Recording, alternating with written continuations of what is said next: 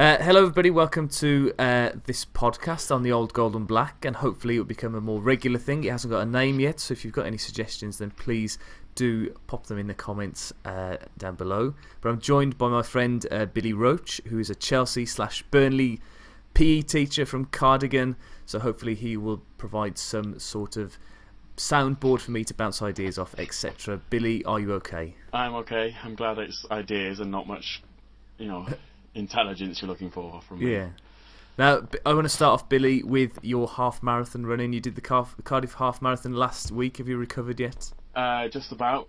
I was very stiff on that last week as well. I had to, so I coached the local schools county team, and I had to be linesman the day after as well. So that was definitely an experience. I'd say that was tougher than the half marathon itself. What at what point did you start to struggle during the half marathon, or was it all plain sailing? What time did you do it in as well? Tell everybody. 1 hour 56, which was well Very into good. the 2 hours that I wanted to do it in. I'd say probably mile 10, purely because my Fitbit ran out of battery and I didn't know what pace I was running at. So luckily I found the 2 hour pacemaker, and he was ahead of time, because I didn't know, obviously, at that point. I knew I was going to end up under 2, but with not having the pacemaker, well, not having my Fitbit, having the pacemaker out, pretty much, hopefully ensured that I achieved it. So yeah, it was. Well, I must say, Billy, I'm very impressed for somebody to do it under 2 hours. And that was your first one as well, wasn't it? Yeah. Great. I know we're going to talk about it later, but I know what's his name? Kipchoge, yeah. Kipchoge, or Kipchoge, whatever his name is. Him then going on to near enough do a marathon in the same time it took me. Pretty much, belittled my performance. Yeah, we're not going to start with that. We're going to start with something that happened yesterday, actually, and that's the England-Bulgaria qualifying game, and not the football, unfortunately. The racist behaviour of the Bulgarian fans. Do you think that England did the right thing by not walking off the pitch and by following the UEFA protocol? I didn't watch the game, unfortunately, because I had coaching. I was out coaching the schools team, like I just mentioned previously, so I didn't manage to catch the game. But I know, I was just talking about it with my dad, actually, and we were both saying that with them already setting the precedent that they'd walk off the pitch, England that it was, if they suffered racist abuse, which, if that's what they were planning on doing, but putting that out there already set the precedent that they were going to do it if they heard it, and then they didn't actually follow it through. Well, I think they were sort of putting themselves under a bit of pressure, because England were always going to win that game. As soon as England went 2 goals up, you just knew that something was going to happen, and that the Bulgarians were going to try and get the match abandoned and try and get some points on the board that way. Because if England had have just walked off and not followed the announcement had to come first and things like that, then it would have been out of England's hands then, I think. So England did, they got the points, especially losing the previous game. I think they did. I think Southgate must have told them at that point, look, if they'd have won that game, I could probably have seen them walking off to set an example. But because they needed, not that they needed to win that game, because they should qualify from that group regardless. Yeah. But because of the loss on the weekend, I think that helped England stay on the pitch, if that made sense. I think Chris Kamara tweeted at half-time as well that they should stay on, because if they go off, then they've sort of admitted defeat to these racists. But I can't believe that the Bulgarian FA and coach in particular have completely denied all knowing of what's happened, because it was so glaringly obvious what was happening. You could see, the cameras were trained on these people in the black hoodies and stuff, and it was shocking to see that sort of thing happening in 2019, really. I know, and I know Tyrone Mings, a former Burnley man. I know he came out and said that there was racist abuse even before the game had kicked off. So, how have they managed to let the game start before if they knew that there was fans in there? This is probably why the Bulgarian the chiefs resigned, because they've not done what they needed to do to prevent that. Because it was not behind closed door, but it was a partially closed stadium as well. So yeah. Well, the as you mentioned, the chap, the the president of the Bulgarian FA, who's just resigned, he hasn't actually stated that the racism was part of his departure. He's mentioned changes in recent behaviour or something like that. He's sort of alluded to it, but he hasn't actually said it. But what do you make of UEFA's response to these sort of events that keep on happening?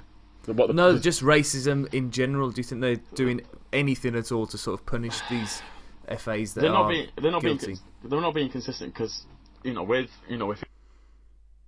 Chelsea, being a Chelsea fan, I know we've been in the press quite a lot recently in terms of our fans' behaviour, former coaches, etc., and it's they're giving out lifetime bans and stuff like that. So I can't see why they're not doing that on an international stage.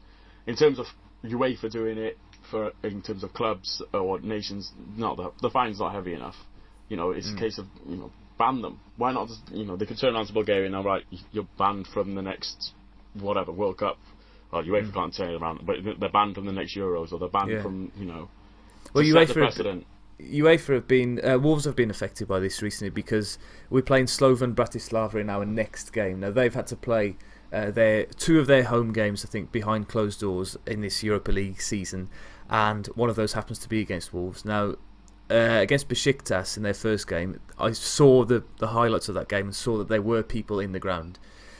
So then it was announced last week that Wolves would be playing behind closed doors, and then the day later it was announced that that Bratislava will be selling tickets to under-14s. Now, a couple of days after that, it was announced that 12,000 under-14s have snapped up these tickets. Now, there has to be an adult per 100 children as well. So there's upwards of 15,000 people likely to be in the ground for a behind closed doors game. Wolves have been given 200 tickets as sort of like courtesy because obviously it's not behind closed doors anymore, so they have to let some Wolves fans come in. But that is surely not any sort of punishment for racist behaviour. In effect, they've banned Wolves from watching their game. And that's been the big issues that this is Wolves' first European season for nearly 40 years, and we've been robbed of one of our away days because of the behaviour of another team. Yeah, I just got back. I was down in the Balkans for over the summer, and not that the racism was evident. It wasn't staring you in the face, but you could tell that there was definitely divides between the cultures when I was down there. So it is a culture thing, but there's no easy answer. No, that's for sure. I went to Turin to watch Wolves in the playoff game, and it wasn't evident during the match, but I spoke to a Wolves fan who happens to live in Italy the day after, and he said that there were obvious times when Traore and Saïs and Bolly were on the ball where there were significantly louder boos or things like that. So, but as you said, walking around Turin, there were lots of different cultures, like there is everywhere in Europe, and there was no problems at all. But you don't. It's the same in this country. I think in this country it's a little bit deeper than we know. 99% of people don't chant any sort of racist abuse at matches, but it's a bit deeper than that. It's a bit like people talk about institutional racism and things like that, where black people are not getting the same opportunities. You look at the Premier League and how many black managers are there? None. So are black people being given the same opportunities as white people at that level? And just not to play devil's advocate as well, but especially nowadays, because there are so much, I know that the old argument is 10, 20 years ago it wasn't as much as a problem as it is now, but it's just now because there's so many cameras and pointing, like that again in the England game now, going back there's probably 6 cameras, and like you said, they're trained to pinpoint, find these guys out. It's only the same as like in the World Cup where they find all these women, these beautiful women. That they're now obviously looking for racists instead of beautiful women. So and it is a shame because England winning 6-0 away from home doesn't happen very often, and nobody's really spoken about any of the goals. I couldn't tell you who scored any of the goals. I mean, I listened to it on the radio. I know Ross Barkley scored a couple, but and it's taken away from the sport. But I don't know. It'd have been interesting to see if if this was the Czech Republic game where England lost, if the racist abuse had happened in that game, which would have taken the headlines? England losing for the first time in 10 years, or the racist abuse? Whereas now, because England have won the game and got back on track, and sounds like it was a dominating performance. Obviously, that's what's selling the headline. That's what's selling the papers. Is unfortunately the racist abuse. I think what's difficult for us as well as two white men, and I always say this, and it's in school next week we're doing Black History Week, so I always preface everything that I say about racism that I cannot possibly know what it's like to be racially abused or the feelings that must come with it. So I can't comment, and I haven't commented today as to whether I think England should have walked off the pitch or not, because I don't know. I can't think of a situation in my life where I would have to make a decision like that. But I think that Raheem Sterling and Tyrone Mings, I think, have been good ambassadors for anti-racism, and the whole England team, and how that they've all been on the same page, and the same. They were all going to stick together regardless of what the situation was. I think that they did really well, I think, last night, considering everything. Without a shadow of a doubt. Like you say, neither of us have ever suffered anything remotely close to what those players are going to have gone through, or anyone who's suffered from anything like that. So us turning around and saying, "Oh yeah, they should do this, they should do that," we've got no idea what they're going through, or that individual. So we're just obviously, we haven't got an idea what could happen. Let's move on from that unsavoury topic then, and move on to, as you previously alluded to, I'm going to struggle reading his name, Eliud Kipchoge, I think it is. Who was the first man to run a marathon in under 2 hours. Where do you rate that, Billy, in terms of human achievement? Sporting achievement, it's up there. You can't. I don't know if you managed to watch it, but I was travelling up to Cardiff on Saturday morning. I was up watching it up until I got in the car. I wasn't driving, but I was watching it along the way, and when it happened, I didn't get a tear to my eye. I wouldn't say that much, but it got me there. Especially like we just said, we've been in the half marathon the week before.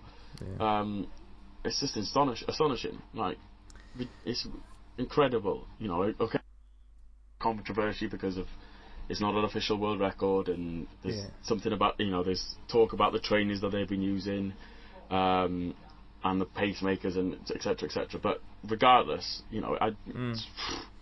So that's what I was going to touch upon, is the basically it was seen as a huge sort of advert for these. What was the name of the company? Ineos. The company that is Ineos was the company that branded the event, but the trainers are actually Nike trainers. They're hang on, I've got it written here somewhere. They cost something like £240. Vaporfly trainers, which have been specifically designed for marathon runners, and it's been shaving time. I think they've been worn for the last 3-4 years. Yeah, I think the most amazing thing about the trainers that I've heard is that somehow they reflect the energy.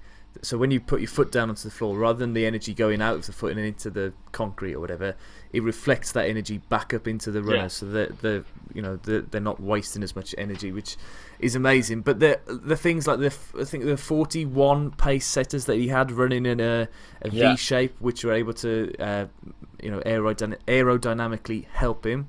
There was the car that went in front of him with a laser that showed him the correct steps to go. Do you think that anybody will actually run a 2-hour marathon in a proper race? Yeah. Is it possible? Yeah. You think they will? Well, just going off, so I don't know. Also on the weekend, the Paul Radcliffe's record got broken as well, didn't it? And the Brigid Kosgei. Yeah, I'll let you pronounce the names. She also wore the same trainers. Okay. So, and I think she beat it by like a minute or around a minute or something like that. So, and it came out of nowhere. No one was for when she beat it. So for her to have shaved a minute off, and I think they've got close to the men have got close to beating 2 hours. Well, he did it in an official race in 2 hours 26 seconds, didn't he? And that was that. So it's definitely going to be beaten. Not beaten as in an official race. Someone will run under 2 hours. The thing is, as within well, our lifetime, Tom, someone will do it. Within our lifetime, okay. Yeah, the only thing that really annoyed me was that it wasn't a circuit. It was back and forth between these two roundabouts in Vienna. Yeah. And it was, fair enough. They wanted to pick a very, very flat section, and it was right next to the Danube, sea level, everything that was in his favour. But I would have just preferred it to have been if he'd have had to run around a little. But I think that was as well to get with it was for the benefit of the crowd as well, because it was just one man running. So I could watch him. I think if you could watch, you'd watch him. He'd run up and then he'd run down. So obviously you're going to see him a few times over the 2 hours. Whereas if they'd done an actual marathon route, they're closing the whole road off for an event. So logistics was into it, and just to get people enthusiastic. I think they did try and do it. I think they tried to do it a couple of years ago, and I know they failed. But there was a few people doing it, not just one man. So I think it was again. I think Nike might have. There was definitely a sponsored event again. I'm not sure if it was Nike, but it was definitely a few people running to try and compete it, and then they didn't. I think they were just short of it as well. But in terms of either way, however you look at it, the when you break it down to every 100 meters he was doing in 17 seconds, or 13 miles an hour for 2 hours, I think he's absolutely incredible. Very impressive. Well, I got my. So as you alluded to, I'm a teacher. I'm a PE teacher, and on Monday I got my Year 12 students to attempt to run at 13 miles an hour on a treadmill. Obviously after a proper warm up and all the health and safety risks and risk assessment, etc., etc.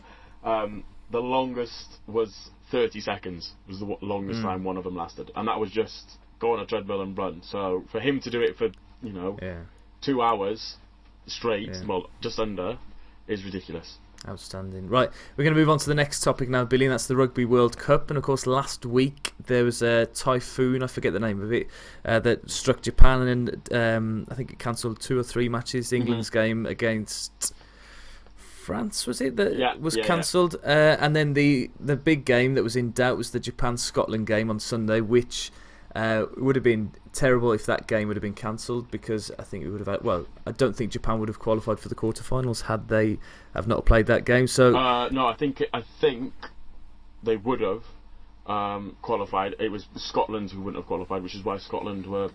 There was a lot of controversy about Scotland taking legal issue, looking for legal action because they wouldn't have qualified. Right, I see. So yeah, but no, you've missed the most important game out of those cancelled games, Tom. New Zealand, Italy, for the first time. I think for the first time in definitely a long time, if not ever, New Zealand have not won. That was the first game when New Zealand haven't won in the group stages in the Rugby World Cup, purely because it's been cancelled. So Italy now will go down as the first team not to lose in the group stages against New Zealand. Amazing. And on that same theme as well, of course, Wales have won every group game for the first time in a long time. For the first time when there's been 4 group stage games. Yeah. What's the atmosphere like in Wales, Billy? Have people got World Cup fever? Yeah, I would say it's well, I did a sweepstake in line with me doing the Cardiff Half Marathon in work, and 40 members of staff donated towards it, and I've had teams, so I've done two sweepstakes at the same time, and my form class have done one, and we were looking at the highlights today in registration, and I would definitely say people who don't normally take interest in the rugby have definitely got interest in the rugby. I think now it's slightly different with the football. Majority of the teams in the football, there are close games. Other than Japan, I wouldn't say there's been many shocks. Other than that group, Ireland losing,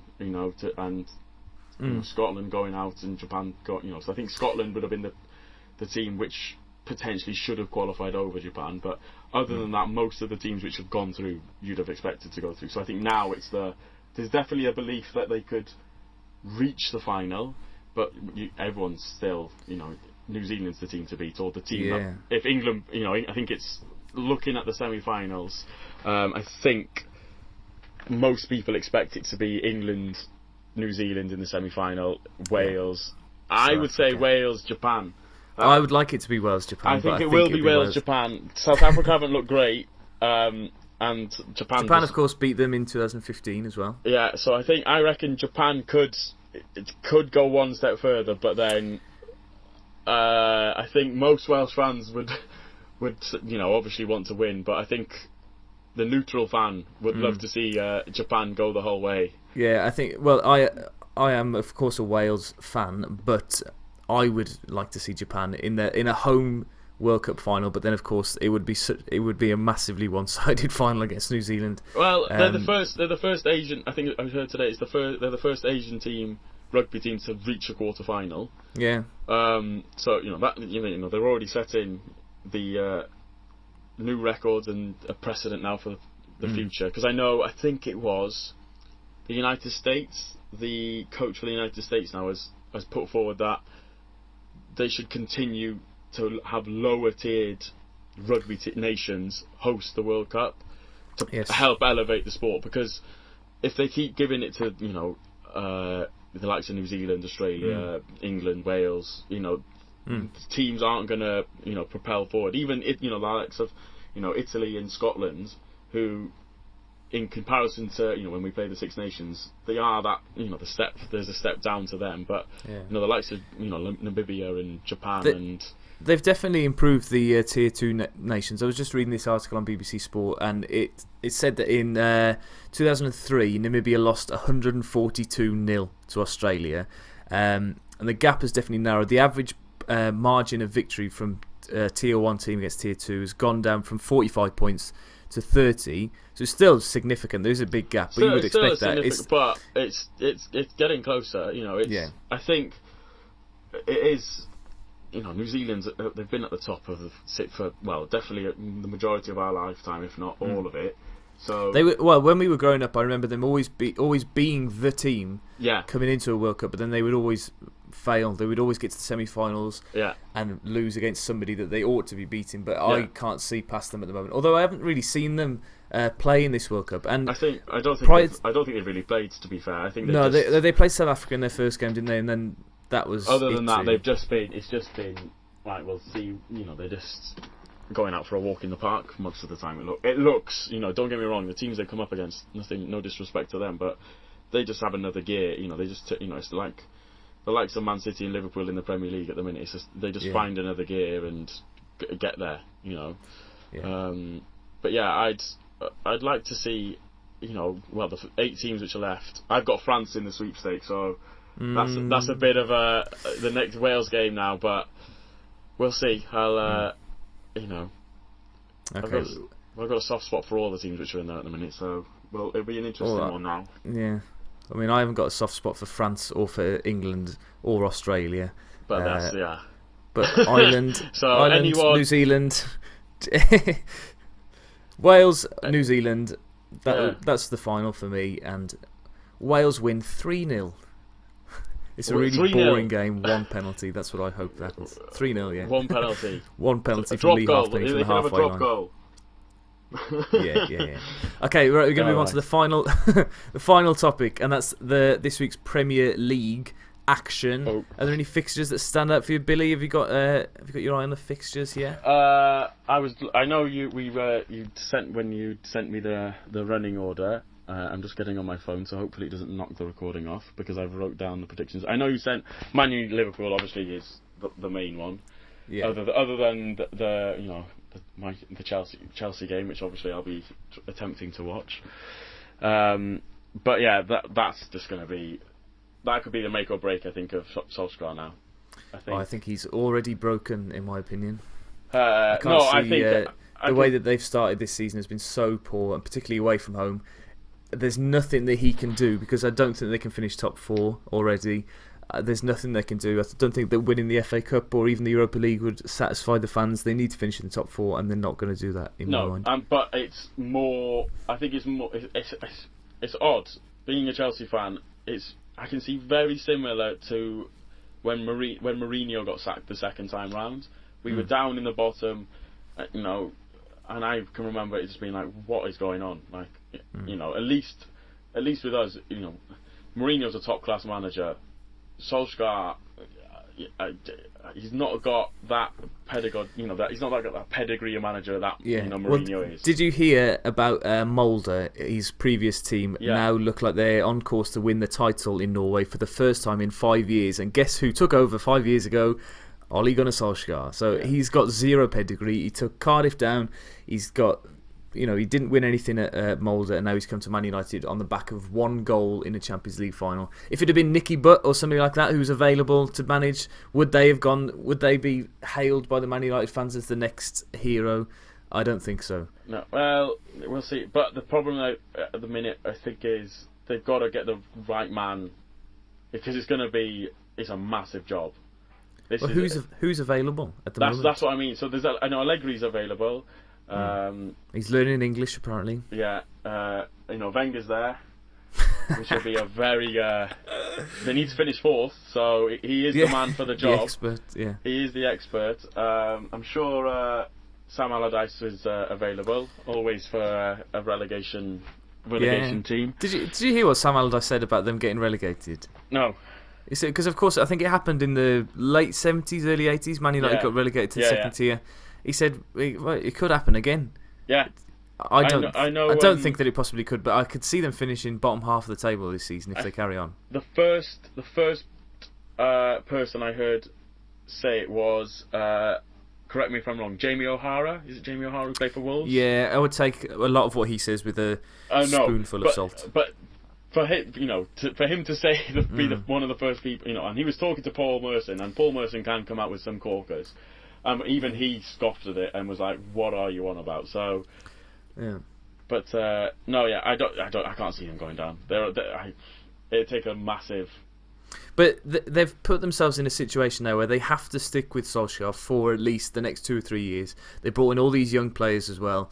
So if things don't turn around quickly, if they do drop into a relegation zone after 12 games or something like that, then the triggers are going to start to be pulled, I think. I honestly don't think Solskjaer will be there next season. No. I don't think he'll be there 2 or 3 years. I think come the summer, if not before, but come the summer, there'll be a new. Pochettino, he's under fire at Tottenham. Not saying that he should go to United, but because I know Zidane's the same in Real Madrid, and so he's literally now going. Everyone was saying he should have gone because he's missed his chance now, because obviously Solskjaer's on to sign for United, then Zidane went back. Whereas now, all 3 of them are not doing a very good job. It literally could be right with us all swap. Well, I can't see Solskjaer going to Tottenham or Real Madrid, but them all swapping rounds and going from there. But it'd be interesting to see. You never know. Nuno could be called upon and leave the Wolves for another minnow. But he has been in the reckoning for the Spurs job. When they've talked about him or Pochettino leaving, they have mentioned that Nuno would probably be in the frame for that job. He was in the frame for Everton and Arsenal. Chelsea. He was in. I heard before when Sarri was before Lampard and the transfer ban had been nailed on, that Nuno was one they were looking at potentially. I'll tell you now, there's no point. Honestly, I've never seen a manager at any club ever be so in love with a project and with the fans and with the players. He's not going anywhere until perhaps they win if Wolves win the title in the next 5 years or so, or if they do something amazing, then he will move on and he'll start again. But I can't see that happening anytime soon. Do you think though? Okay, I know you've had a stop-start season, and I know we were talking about this when I came out to watch the Wolves against Burnley. We were talking about Burnley's last season and struggling with the Europa League, and I think Wolves are not as struggling as bad, but they have had a struggle. If Wolves, start to continue to struggle and end up near the bottom, Can you see them ever sacking Nuno? Or well, before these last 4, we've won the last 4 games in all competitions. We've won. We beat Reading, Besiktas, Watford, and Manchester City as well. Oh, just that little. Yeah. So before then, there were a few rumblings on Twitter and a few fans saying no fans actually want him sacked. I don't think, but our owners are such ruthless businessmen. You don't become the most successful and biggest company in China if you're sentimental. Yeah. And I did think there was a point where, and it happened last season as well in November when we were going through that tough patch before we played Chelsea, where there was part of me that thought they're not going to stick for this and they will sack him because they've got George Mendes, who's got, Mourinho is available at the moment, and other people like that. And I think that, yes, I think there would be a point where if Wolves were not performing well enough that Nuno would get sacked. But that's not going to happen this season because I think that this season will be a season of consolidation because everything's moved so quickly over the last 2 years that if we do finish 10th or lower, if we finish 15th, I think it would be acceptable. I think if we have a decent run in the League Cup, which is possible because we've got Villa in the next round and then there's still weak teams left in that, so we could have a final in that competition. Especially because I think we've got... Who have we got now? Have we got Liverpool? I think you've got Newcastle. I think Chelsea have. Chelsea have. No, I know. Isn't no? Sure, we've drawn. Oh, sorry. In the League Cup. Sorry. In the League Cup. Yeah, in the League Cup. I think in the league. I think a lot of the Premier League teams have been drawn against each other. There's 2 League 2 teams playing against each other and 2 League 1 teams playing. So we've got that, and then there's obviously Europa League, and we're in a fairly strong position because we've got more home games left than we have away at this moment, which should work in our favour. Although we lost our first home game, and we've beaten the top seed in that. So if we get out of the group, if we have a decent season in the cup competitions and finish 15th, I'd say successful. And then next season, I think we're going to spend massive in the transfer window in the summer, and I think we'll end up knocking on the door of the top 4 next season, 100%. I think. But I do think Leicester have been an absolute. They're a joy to watch this season. I think they could break into the top 6. Yeah. Out of any of that little group of teams. Top 4. They could finish top 4. Yeah, I think so. But Chelsea have surprised me with how they've started so far as well, because nobody expected much from them this season, but they've done okay so far. As long as we continue, it's a lot of people have, I think many people think it's going to be Liverpool, Man City, if at the minute. It's Liverpool's title to lose now. Having seen Man City last Sunday, they were a shadow of the team that we saw last year. Defensively, they are all over the place. They really miss Vincent Kompany, John Stones, and Laporte being injured as well. They look an absolute shambles. And if they lose another game, that's it. But we know that Liverpool love to slip up and lose the title when it's I don't think that they will though. I can't see them. I can't see them doing it. I can't see them. I don't think Klopp now will let them. But all it takes, a couple of injuries here or there, and it could derail the season. But it's the same with, Chelsea at the minute. Yeah, they're playing well. Kante's now in and out of the team. If we lose him on a permanent basis, that could really ruin it. Abraham's banging them in. Him going through a dry spell. Everything could go, downhill because we're just running on confidence at the minute. It's just like when Leicester won the league. I think that's the similar sort of level that Chelsea are at the minute. I was just going to compare it to that because it's sort of but there was very little expectation at the beginning of the season, and they're just enjoying their football and they're playing very well. That game against Wolves recently when they scored 5 goals against us, Tammy Abraham looked like he could have hit one from the halfway line and it would have gone in because he was in that sort of form. But I think you are right. I think when it comes to after Christmas or February time when the pressure is going to be on a little bit because they might do well in the Champions League. They'll have a fixture pile up. They've got a young squad. Can they cope with I won't be sure. The main thing, if we get, it's either we get through into the to the next stage of the Champions League, or we can't cope with Europa League. The Europa League Wolves, I think they've got a stronger squad to cope with the Europa League. We've got a young squad to develop that, whereas playing on a Thursday, then on a Sunday, Thursday, Sunday for us would be, I think, too much. for us. Right, yeah. stick your neck on the line now, Billy. I know it's very, very early in the season still, but who's the title going to? Oh, as much as it pains me to say, I've got it. Mm. You know. See, I don't feel the same as I did this time last year. I think everybody sort of got their hatred of Liverpool out of their system last year, and I don't think that Liverpool will go on about it too much or gloat about it too much, because it's sort of an embarrassment that it's taken them so long to win it again. Yeah. That I think if they do win it, they will celebrate, they will have an open top bus parade, but then it'll be right. Let's go and win it again, and then get back to their glory days, I think. Oh yeah, I'm just thinking I'm a little bit bitter because obviously Chelsea were the last English team before Liverpool to win the Champions League, and that was our only glory that we had in recent memory, and now we've not got that. I think I'm probably still holding a grudge for that. Yeah, well, it was a terrible Champions League final anyway. So, right, so Billy, you've got a quiz for me. Hit me. I do. Right, so the way this will work is I have found a footballer on. Online, obviously. I've picked a footballer at random, and I'm going to give you some various clues, and you're going to have to try and guess who they are. Hopefully, the clues will get easier, and you will eventually be able to get them. Okay. Yeah. So how many clues are there? 1, 2. For this person, 1, 2, 3. 4, 5. So I would say if you get it after the first clue, you get 5 points. We're going to get 5 points, etc., etc., etc. I see. Go on then. Okay, so this player has played with Antoine Griezmann, Carlos Vela, and Lucas Digne, and all at club level.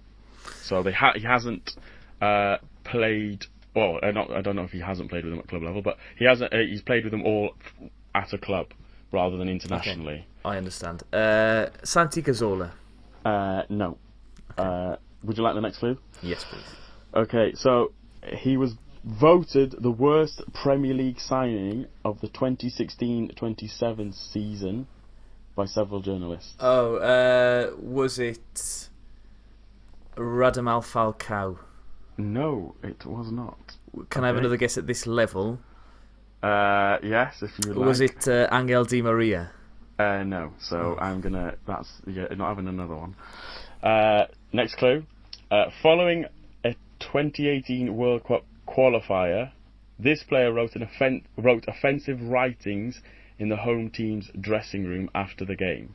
I've got the quote of what he wrote. It's in Spanish, so hopefully my Spanish is up to standard. Respeto por aquí por paso el campeón de América, which means respect. America's champions were here. Oh my God. Respect America's... So he plays in America now? That's another clue. Oh, okay. So, yes. Oh God.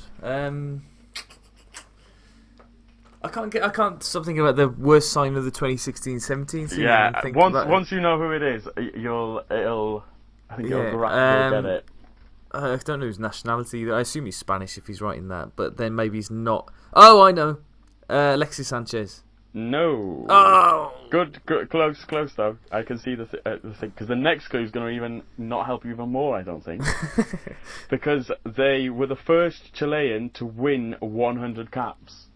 So I think Sanchez would have probably been your guess. Is Ospina? Is he? He's not Chilean, is he? No. Carlos Vela. No, Carlos Vela is one of the. Oh, that he played with. That I played with. So. Okay. I don't think that's going to work, Tom. Oh God. Oh. I don't know. I need another clue now. I'm struggling. Right, you'll get it for this one now. So get for 1 point. They signed, his name is. They signed for Man City from Barcelona in 2016-17.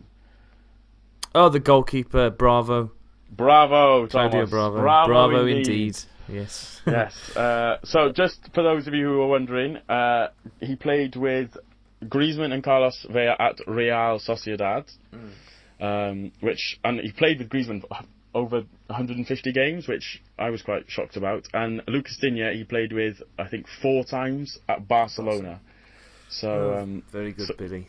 Yeah, I'd say that was a victory for you then. So I'll have a turn next week. Yeah. And see if I can beat you. Yeah, well, I think your actually no, because I guessed the player, so I have won the game. You've got 1 point. Technically, you have 1 point. So I think over the course of the series, we should keep track of the score.